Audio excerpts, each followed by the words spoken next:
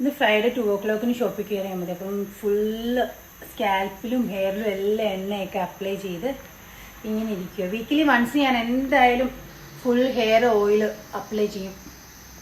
എന്നിട്ട് കുറേ നേരം കഴിഞ്ഞിട്ട് ഇത് ഫുള്ള് വാഷ് ചെയ്ത് കളയും. പിന്നെ അത് മുടിക്ക് നല്ലതാണ്. മുടി ഡ്രൈനെസ് മാറാനും വീക്കിലി വൺസ് നമ്മൾ ട്രീറ്റ് ചെയ്തിട്ടുള്ള ഹെയർ ആണെങ്കിലും എല്ലാ ഹെയർ ആണെങ്കിലും ആക്ച്വലി നമ്മളത് ചെയ്യണം നമ്മുടെ മുടിയുടെ ഹെൽത്തിന് വേണ്ടി.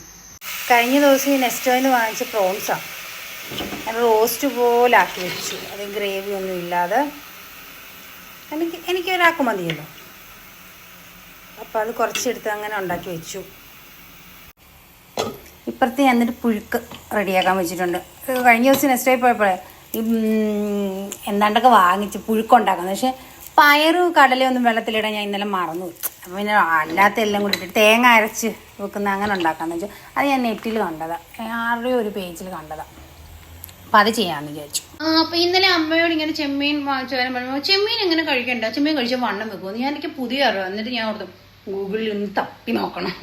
ഞാൻ അങ്ങനെ വാങ്ങിക്കാറില്ല. ഇത് ഞാൻ ഇവിടെ വന്ന പിന്നെ രണ്ടാമത്തെ ടൈം. ആദ്യം ഞാൻ മോൻ വന്ന സമയത്തൊന്ന് വാങ്ങിച്ചായിരുന്നു. അവന് ഭയങ്കര ഇഷ്ടമാണ്. അപ്പം ഇപ്പം കഴിഞ്ഞ ദിവസം വാങ്ങിച്ച. അപ്പം ഇങ്ങനെ ഞാൻ പറഞ്ഞപ്പോൾ ചെമ്മീൻ കഴിച്ച് വണ്ണം വെക്കും എപ്പോഴും കഴിച്ചാൽ. ഞാൻ പറഞ്ഞു നോക്കണത് ഗൂഗിൾ ചെയ്ത് നോക്കും. ഇതുണ്ടൊരു പിന്നെ ഇത് കഴിഞ്ഞ ദിവസം എൻ്റെ പല്ലിനകത്ത് ഫില്ല് ചെയ്ത് ഇളകിപ്പോയായിരുന്നു. അപ്പോൾ എന്തെങ്കിലും തിന്നു കഴിഞ്ഞാൽ അപ്പം ഇതിനകത്തെല്ലാം കയറുമായിരിക്കും. അപ്പം ഞാൻ മറ്റേ എൻ്റെ യൂണിഫോം സലൂണിലെ ഡ്രസ്സിലും വീട്ടിലിടുന്നതിനകത്തും എല്ലാം ഓരോ പിന്നിങ്ങനെ വെച്ച് വെക്കും. എന്തെങ്കിലും തിന്നു പെട്ടെന്ന് എടുത്ത് കുത്തുന്നു. പിന്നെ ഫില്ല് ചെയ്ത് ഇപ്പോൾ ഓക്കെയാ. പക്ഷെ ഇതെല്ലാം അന്ന് കുത്തി വെച്ച സാധനം.